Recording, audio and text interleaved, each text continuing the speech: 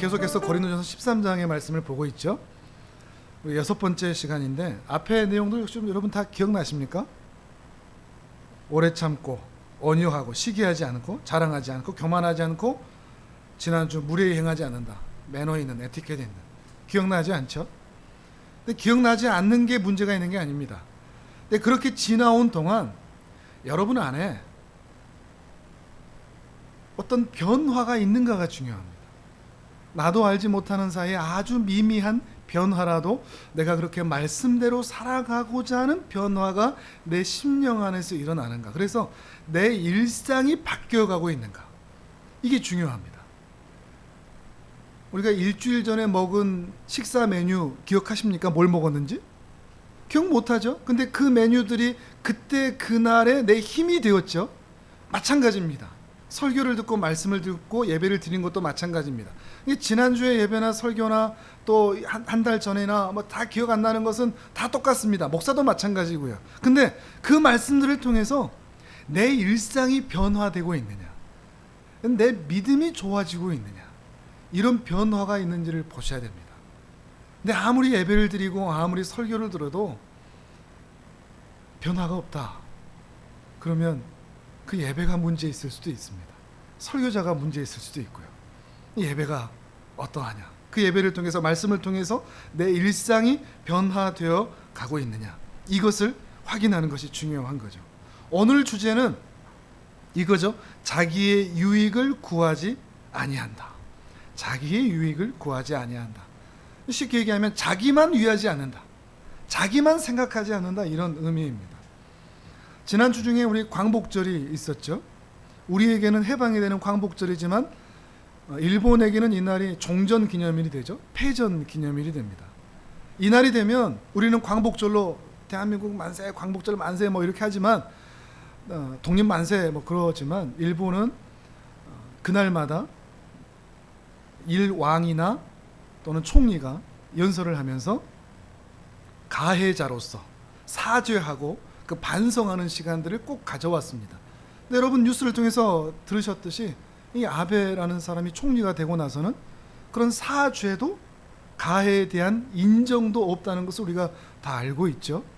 근데 올해는 특히 더, 며칠 전이죠. 올해는 특히 더 가해자에 대한 반성이나 언급이나 사죄나 이런 건 전혀 없는데 일본인에 대한 피해, 마치 그 연설을 들으면 자기가 가해자가 아니라 피해자인 것처럼, 막 눈물 날 것처럼, 자기들은 너무 힘든 것처럼 그렇게 얘기를 하는, 일본을 오히려 피해자로 만드는 연설을 했습니다. 왜 이런 언급을 했을까요? 역사를 왜곡해서라도 자기 민족만 생각하는 거죠. 자기 나라만 생각하는 거죠. 다른 민족은 생각하지를 않는 것입니다. 자기 나라, 자기 민족만 중요하니까요. 근데 이와는 반대되게 여러분들이 더 잘 아시죠? 독일은 매해 똑같이 이날이 되면, 종전기념일이 되면, 패전일이 되면 사죄를 합니다. 가해자로서. 올해도 마찬가지였습니다. 거기다가 올해는 홀로코스트, 그 유대인 학살, 그 생존자들을 위해서 22만 명이나 되는데 그들에게 매달 수백 유로를 지급하기로, 다시 추가로 지급하기로 결의까지 했습니다. 대단하죠? 근데 그런 발표에 따라서 이스라엘 총리가 어떤 말을 했느냐? 감사합니다라고 얘기했습니다. 피해자가 가해자에게 감사합니다라고 이야기를 하는 거죠. 부럽지 않습니까? 독일은 10대 청소년들에게 정규 학교 교육으로 홀로코스트 관련 시설을 반드시 방문하게 만듭니다. 그래서 역사를 왜곡시키지를 않습니다. 바른 역사 인식을 가지고 다시 전쟁이 있으면 안 될 것에 대해서 말하는 거죠. 왜 그렇죠? 자기 나라, 자기 민족만 생각하는 것이 아니라 피해를 입은 다른 나라, 다른 민족, 다른 사람들도 헤아리기 때문에 그렇습니다. 이렇게 다른 역사관, 현실 인식, 그런 태도들을 안타까운 마음으로 바라보면서 오늘 말씀하고도 매우 자연스럽게 연결이 되었습니다.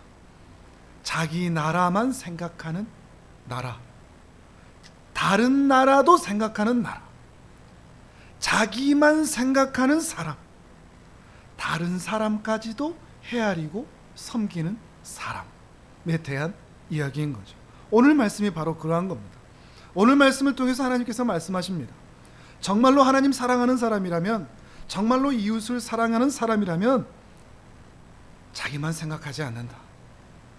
자기 집만 생각하지 않는다. 자기 자식만 소중히 여기지 않는다. 자기 교회만 귀하게 여기지 않는다. 자기 나라만 귀하게 생각하지 않는다. 우리는 정말 나만 아는 사람으로 살지 않아야 되겠습니다. 우리 자녀들을 나만 아는 자녀로 만들지 않아야 되겠습니다. 우리 교회를 우리 교회만 아는 교회로 만들지, 세우지 않아야 하겠습니다. 단순히 이기적이다, 개인주의다 라고 끝나지 않다는 것을 일본을 통해서 보게 되죠. 나만 아는 사람 옆에 있으면 그 옆에 사람이 괴롭습니다.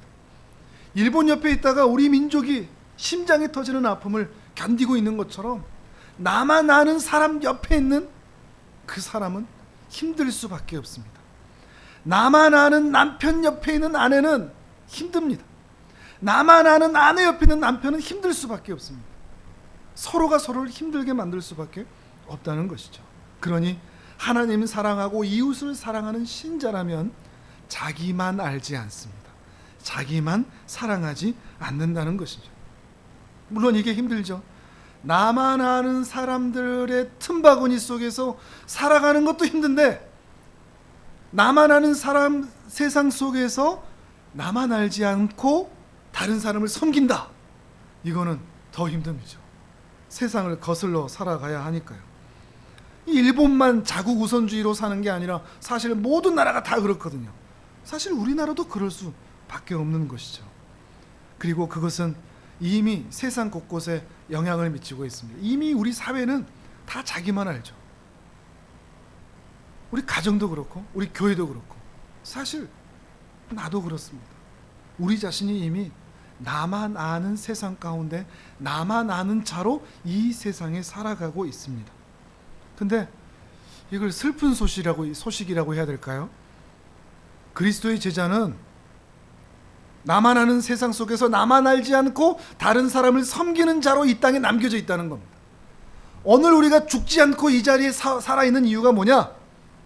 그리스도의 사랑, 하나님 아버지의 사랑을 보이는 자로, 다들 나만 아는 자로 살고 있는데 그 나만 아는 세상에서 구출해서 하나님의 사랑을 경험하는 자로 우리를 이 땅에 여전히 남겨놓으셨다는 겁니다. 우리가 이 땅에 존재하는 이유는 예수 믿고 교회 다니다가 잘 되어서 부자 되고 자식들 잘 되고 사업 성공하고 그러라고 우리가 이 땅에 남겨져 있는 이유가 아닙니다. 오늘 우리가 죽지 않고 이 땅에 살아있는 이유, 이 험악한 세상, 이 나만 아는 세상에서 다른 사람을 섬기라고 오늘 우리가 살아있는 것이죠.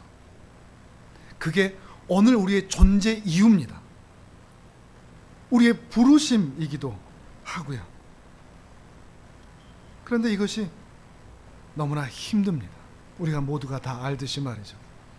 사도 바울은 그 이유를 이렇게 진단을 합니다. 디모데후서 3장의 말씀을 같이 한번 보실까요?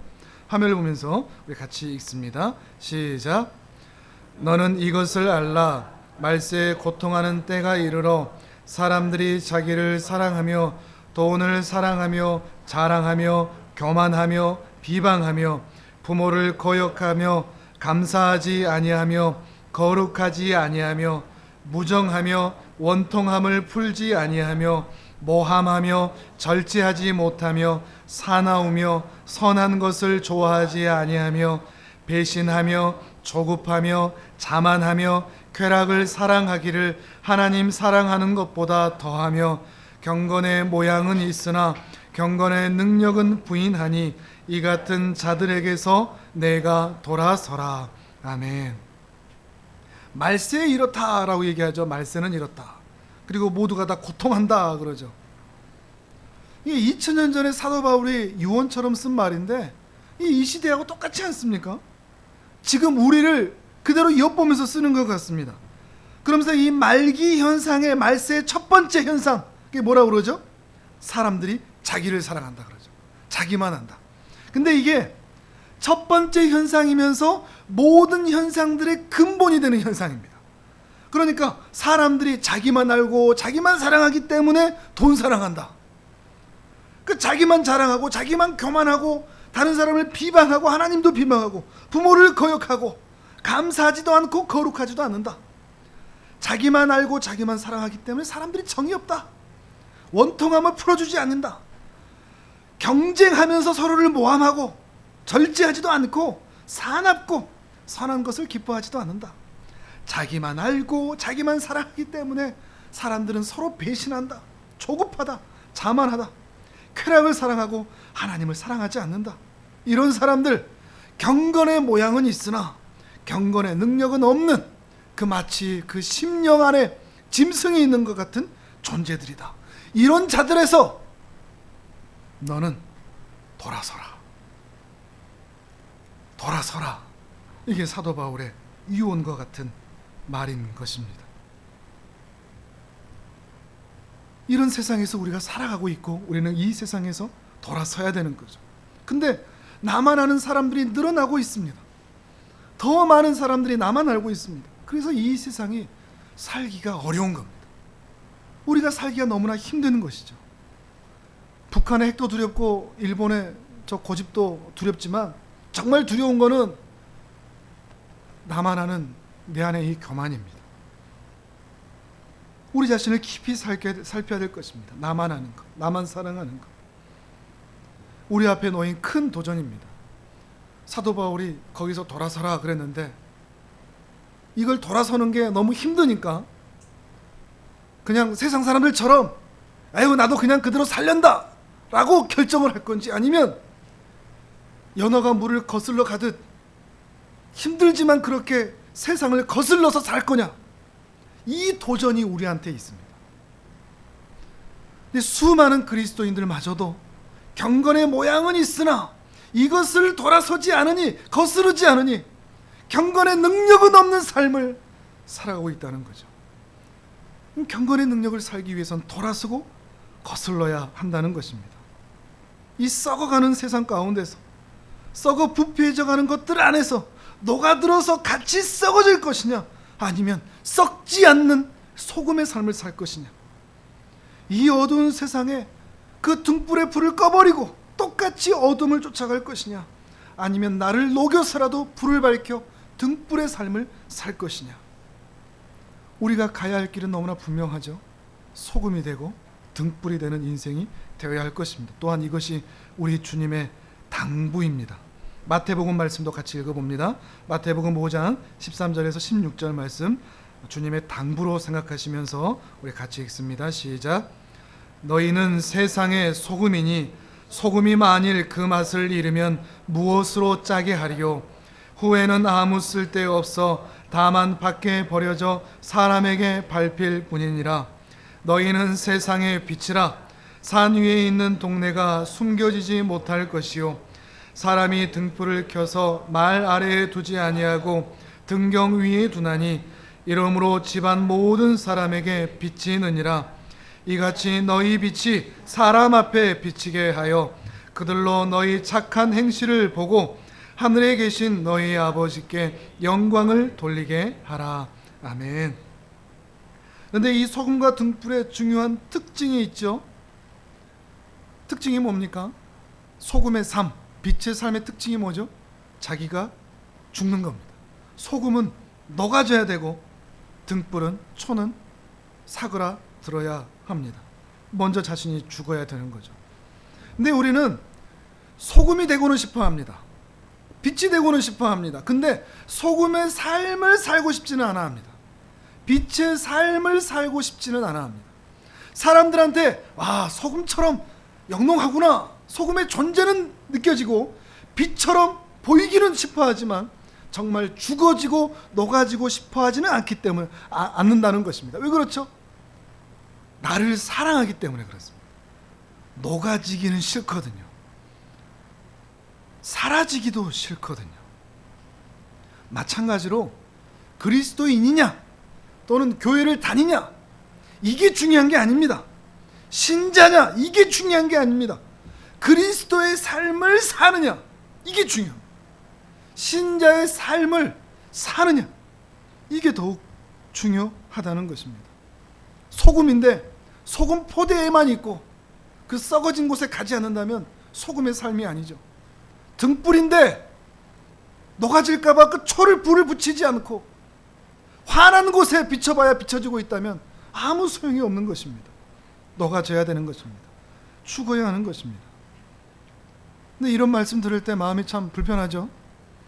듣는 분도 불편하지만 저도 불편합니다.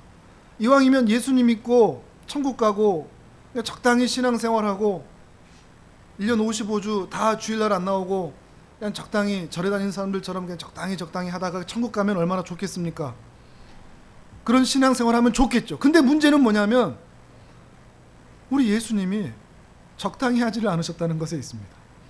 우리가 예수님을 닮아가야 되는데 예수님이 적당히 대충 그래 잘 살아라, 내가 너희를 죽어준다 말로만 하지를 않으셨습니다.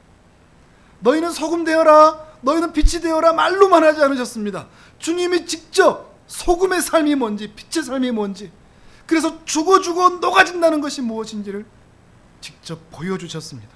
그러니 그 주님의 뒤를 따르는 제자들이 적당히 할 수가 없는 것입니다. 주께서 이렇게 말씀을 하십니다. 우리 말씀을 한번 찾아보시죠. 마태복음 20장입니다. 다음 주에 우리가 또 마태복음 공부를 해야 되기 때문에 일부러 화면에 띄우진 않았고요. 마태복음 20장 28절입니다. 마태복음 21장이 뭐였죠? 예루살렘 입성이죠. 입성하기 바로 전에 주께서 하신 말씀입니다. 마태복음 20장 28절 우리 같이 읽습니다. 시작.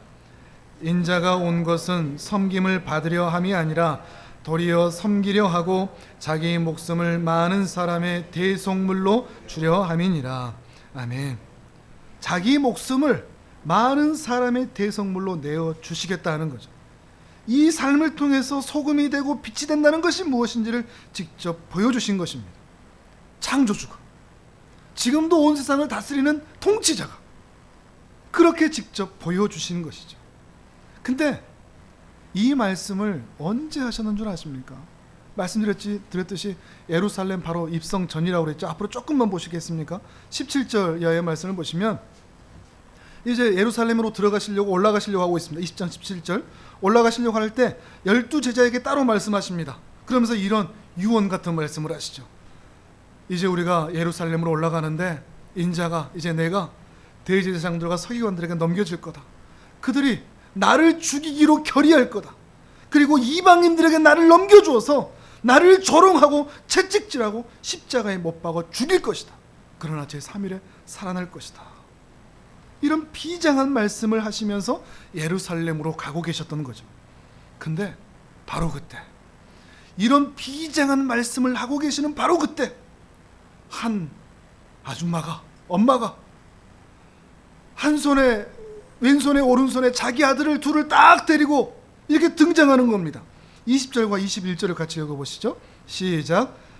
그때 세베대의 아들의 어머니가 그 아들들을 데리고 예수께 와서 절하며 무엇을 구하니 예수께서 이르시되 무엇을 원하느냐 이르되 나의 이 두 아들을 주의 나라에서 하나는 주의 우편에 하나는 주의 좌편에 앉게 명하소서. 아멘. 치맛바람도 이런 치맛바람이 없죠. 참 어처구니가 없지 않습니까? 무엇을 요구하죠? 자기 아들, 내 자식, 내 새끼, 당신이 예루살렘에 들어가서 왕이 되시면 우리 자식들, 한편은 왼편에, 한 사람은 오른편에, 쉽게 얘기하면 이놈 큰 놈은 국무총리, 작은 놈은 국방부 장관 이렇게 시켜주시오. 이렇게 얘기하고 있는 것입니다. 예수님은 지금 하나님께서 사람이 되어서 십자가를 지러 간다, 이 비장한 말씀을 하고 계시는데 이 땅을, 하나님의 나라를 회복시키기 위해서 가고 있는데 제자라는 자들이, 제자의 어머니라는 자가 우리 자식 좀 잘 되게 해주시오, 이런 말만 하고 있는 것입니다. 옆에 있던 제자들이 분이 여기죠. 24절이 그러죠. 12제자가 두 형제에게 분이 여깁니다. 왜 분노할까요? 이 두 제자한테 예수님의 마음을 알아서 분노한 게 아니라, 야, 엄마를 데리고 왔네, 나도 엄마 데리고 올 거야, 이런 겁니다. 그러면 나는 내가 국무총리 하려고 그러는데, 내가 높은 자리 하려고 그러는데 서로 이렇게 분내고 있는 거죠. 예수님과 제자들의 동상이몽 보이십니까? 예수님의 꿈은 십자가입니다. 거기서 죽는 겁니다. 빛처럼 소금처럼. 그런데 제자들의 꿈은 세상 집권자들처럼 높은 자리에 올라가서 세상을 다스리는 것입니다. 그 꿈이 너무 다릅니다. 마찬가지로 이 시대 하나님의 꿈과 우리 예수님의 꿈과 우리 신자들의 꿈이 너무 다릅니다. 이런 동상이몽이 없습니다. 여러분의 꿈은 무엇입니까? 무엇이 되고 싶죠? 무엇을 하고 싶죠? 그 안에 잘 살펴보셔야 됩니다. 사람들마다 다 꿈이 있죠. 이런 것이 되고 싶습니다. 이런 사업을 하고 싶습니다. 이런 일을 하고 싶습니다. 근데 그 안에 겉으로 드러나는 표처럼 드러나는 꿈의 겉으로 드러나는 그런 나열된 것이 아니라 그 안에 그 꿈의 내용물, 동기, 이것이 중요합니다. 영적인 소망인지 아니면 육적인 자기 욕망인지 이것을 확인해야 됩니다. 겉으로 포장은 우리 다 잘합니다. 이러해서 이런 사업을 하고 싶고 이런 일을 하고 싶고 교회를 이렇게 키우고 싶고 이렇게 삶을 살고 싶어요. 이런 명예와 이런 직분을 얻고 싶어요. 포장은 잘합니다. 그러면서 하나님의 일이라고도 말도 합니다. 그런데 그 내면에 육적인 자기 욕망이 있을 수도 있다는 것입니다. 확인하셔야 됩니다. 여러분 스스로에게 물으셔야 됩니다. 무엇을 물으면 될까요? 그 동기죠. 왜 그걸 하고 싶은가? 그걸 하고 싶은 진짜 이유가 뭔가? 사람들에게 말하는 그 이유 말고 그 내면 안에 있는 진짜 이유가 뭔가? 그거를 확인하셔야 됩니다. 하나님의 일을 하는데도 육적인 자기 야망을 가지고 할 수 있을까요? 있죠. 안타깝게도 있습니다. 두려운 말이지만 얼마든지 가능한 이야기입니다. 우리는 수도 없이 교회 내에 그런 자기 야망을 가지고 교회를 키우고 사역을 하는 목회자들을 우리는 많이 보아왔습니다. 대형 교회들이 더욱 그렇죠. 작은 교회들은 안 그럴까요? 저를 포함해서 무수한 목회자들이 큰 교회 하고 싶은 야망들이 다 이 안에 꿈틀꿈틀합니다. 없다면 거짓말이죠. 우리 주위에 이 세배대의 아들들의 어머니들이 얼마나 많습니까? 내 자식, 우리 자식 잘 돼야지. 남의 자식보다 잘 돼야지. 다른 열제자보다 먼저 말해야지. 다른 놈들은 안 돼도 우리 자식은 잘 돼야지. 우리 자식이 얼마나 똑똑한데 라고 생각하는 것, 세배대의 아들들의 어머니의 생각들입니다. 또 세배대의 아들들은 또 얼마나 많습니까? 또 그렇게 분노하는 제자들, 다른 사람 잘 되고 나는 못 되는 것에 대해서 분노하는 이 제자들 같은 우리들이 얼마나 많이 있습니까? 우리의 꿈은 예수님의 꿈과 같을까요? 아니면 다를까요? 여러분 자신은 어떻습니까? 여러분 가정은 어떻고 우리 교회는 어떨까요? 늘 살피지 않으면 안 되는 것입니다. 물론 그렇다고 해서 부자 되면 안 된다 이런 얘기가 결코 아닙니다. 잘 되지 마라 이런 얘기도 결코 아닙니다. 사업가는 더 확장된 사업을 통해서 더 많은 사람을 살리고 더 많은 사람을 축복하는 그런 기업으로 자라게 해달라고 기도하셔야 됩니다. 그러면서도 이런 영적인 소망이 오염되지 않도록, 돈의 노예가 되지 않도록, 그 일을 하다가 하나님과 하나님의 교회에 대해서 인색하지 않도록 기도하셔야 됩니다. 부모님들도 여러분의 자녀를 위해서 수없이 기도하셔야 됩니다. 하나님을 영화롭게 하고 세상을 축복하는 하나님 나라의 귀한 재원으로 자랄 수 있기를 기도하셔야 됩니다. 크게 사용해달라고 기도하셔도 좋습니다. 다만 그렇게 자라는 중에 세상에 오염되지 않도록, 우리 자녀들이 세상에 물들지 않도록, 그렇게 기도하는 부모가 그 욕망에 오염되지 않도록, 물들지 않도록 기도하셔야 되는 것입니다. 왜냐하면 우리는 이 땅에 복을 받기 위해 태어난 존재들이 아니라 복의 통로가 되기 위해서 이 땅에 존재하기 때문에 그렇습니다. 우리는 복의 저수지가 아닙니다. 우리는 복의 통로입니다. 파이프입니다. 하늘의 복과 이 땅을 연결하는 파이프들입니다. 복이 되려고 하는 게 아니라 복의 통로가 되려고 살면서 살아가야 하는 자들이라는 것이죠. 자기만 알면 이렇게 될 수밖에 없습니다. 욕망의 노예가 될 수밖에 없습니다. 여러분은 어떻습니까? 혹 누군가에게 나만 아는 사람으로 비춰지지 않습니까? 내 자식만 아는 사람으로 비춰지지 않습니까? 자기 가정만 아는 사람, 자기 교회만 아는 사람, 자기 나라만 아는 그런 것으로 비춰지지 않을까요? 우리 자신을 깊이 살펴보는 은혜가 있기를 바랍니다. 또한 예수님과 같은 꿈으로 맞춰가야 함과 동시에 예수님과 같은 방식으로 사랑해야 할 것입니다.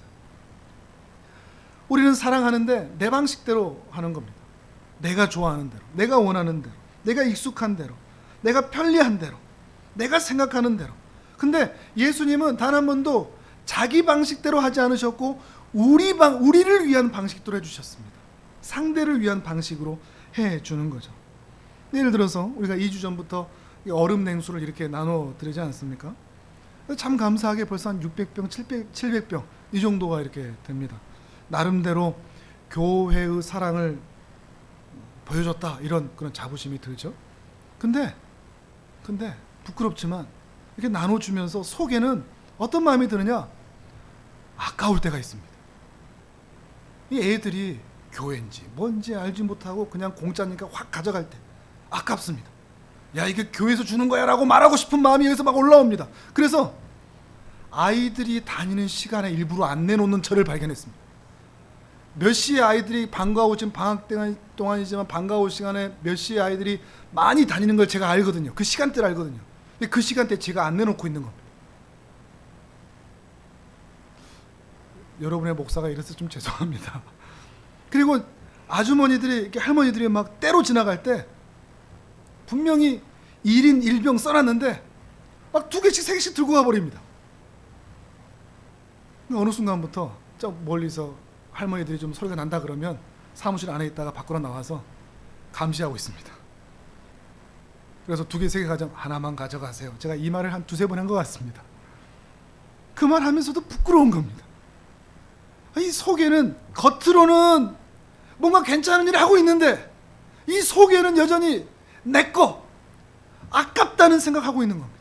근데 이게 처음에 한 200병은 교회 재정으로 했는데 나머지는 이거 칭찬해 주시면서 주위에서 후원해 주신 거거든요. 이거 우리 재정도 아니고 내 돈도 아닙니다.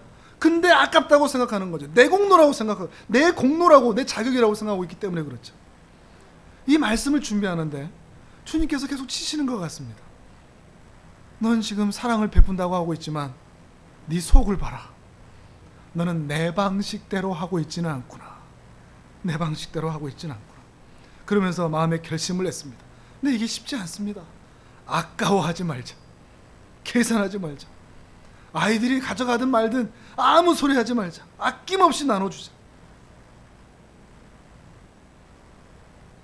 근데 너무나 감사한 게 그렇게 나눠주기 시작할 때 택배 아저씨들이 자기만 가져가고 끝나지 않고 문을 딱 열고 목사님 고맙습니다. 택배 아저씨들도 저하고 또 자주 이렇게 만나다 보니까 인사를 하시거든요. 그 중에 우체국 택배 아저씨 때문에 사실 이걸 시작했는데 그분은 또 늘 그렇게 합니다. 이게 제가 이렇게 드리는 그 마음 가운데서 그분들은 자기만 가져가고 끝나지 않고 주는 사람의 마음까지도 헤아려 주는 거죠. 이해하시겠죠? 택배 아저씨들이 그러더라고요. 또 어떤 아이들이 문 열고 딱 들어와서 감사합니다 하고 가는 겁니다. 그냥 가져가는 아이들도 있지만 그렇게 고마운 마음을 표현하는 그런 아이들도 있는 거죠. 또 어떤 젊은 엄마였는데 이 엄마는 아이들 한 2-3명 같이 데리고 오더라고요. 또 한 4개 나가겠구나 이 생각하고 있는데 일부러 목소리를 크게 사무실 안에 사람이 있겠거니 생각하면서 얘들아 이렇게 주는데 공짜로 주는 거지만 이거 감사해야 돼. 우리 더우니까 이렇게 주는 거야 라고 소리 들리게 느낌이 있지 않습니까? 이게 일부러 안에 들리게 하는 말이구나. 어떤 젊은 엄마가 그 엄마 얼굴을 보고 싶었는데 또 나가서 또 아는 체하면 또 그럴까 봐 해보진 않았지만 또 그렇게 얘기하는 사람들 서로 상대를 생각하는 거죠. 상대를 생각하는 거죠. 이것이 참 옳다라고 확신은 하지 못하겠지만 이 냉수를 나눠주면서 교회 홍보하면서 나눠주지 않기로 작정을 했습니다. 보통 이런 거 나눠주면, 교회 앞에서 나눠주면 하늘 품은 교회입니다, 우리 교회 오세요, 우리 교회 조용교회죠 하면서 이야기하면서 이 말을 들어야 이 냉수를 가져갈 수 있는 자격을 받는 그런 일들이 많죠. 근데 그걸 하지 않는 거죠. 제가 옳다고는 말하지 못하겠습니다. 그러나 주께서 이 말씀을 준비해서 그런 마음을 주신 겁니다. 상대가 편안하게 가져가도록, 사람이 있어서 뱅 돌아서 길 가지 않고 마음 편하게 그냥 가져갈 수 있도록, 주는 내 입장이 아니라 받는, 가져가는 그 사람들의 입장을 위해서 그냥 아무도 보지 않고 그냥 가져갈 수 있도록 내놓는 것입니다. 그러면서도 주님께 기도합니다. 주님, 아주 작은 섬김이지만 이걸 통해서 그 사람들이, 가져가는 사람들이 정말 시원했으면 좋겠습니다. 또 한 가지 더, 교회가 참 좋은 곳이구나, 이거를 알았으면 좋겠습니다. 저들에게 그 마음을 주십시오. 이런 마음을 갖게 된 거죠. 서로 상대를 배려하는 것입니다. 사랑은 배려하는 것입니다. 상대 입장에서 말이죠. 언젠가 또 이런 뉴스를 본 적이 있습니다. 아마 여러분도 보신 적이 있을 겁니다. 9살짜리 여자아이가 소아암에 걸렸습니다. 근데 항암 치료로 머리털이 다 빠졌습니다. 그리고 감사하게도 그 치료가 다 끝나서 이제 학교에 돌아오게 되는데, 돌아오려고 하니까 항암 치료보다 더 무서운 게 있습니다. 아이들의 눈초리입니다. 머리를 다 민 것 때문에. 근데 그것 때문에 힘들어한다는 말을 학교에서 선생님과 아이들이 들었는데, 선생님이 그리고 아이들 80명이 그 친구처럼 다 머리를 밀어버린 겁니다. 자기 멋, 자기 입장 생각하면 그거 절대 못하죠. 그 아이를 배려하는, 자기만 생각하는 사람은 결코 머리를 밀 수 없습니다. 근데 그 아이를 배려했기 때문에 그 아이들은 다 머리를 밀어줄 수 있었던 거죠. 초등학교 아이들도 아는데 우리 어른들은 왜 이걸 모를까요? 저도 당연히 그렇습니다. 집에 제가 아이스크림을 사거나 또는 과자를 사서 이렇게 집에 가져갈 때가 있는데 아이들이나 아내가 뭘 좋아하는지 제가 모릅니다. 그러니까 제가 좋아하는 거 사갑니다. 그러니까 제가 뭘 사가면 아이들이 별로 잘 안 먹습니다. 근데 아내는 다 압니다. 뭘 좋아하는지, 뭘 먹는지. 그러니까 아내가 사가면 다 동이 나죠. 그러니까 이제 제가 사가지를 못합니다. 부끄러운 모습이죠. 사랑하는 여러분, 오늘도 우리는 없는 은혜를 구합니다.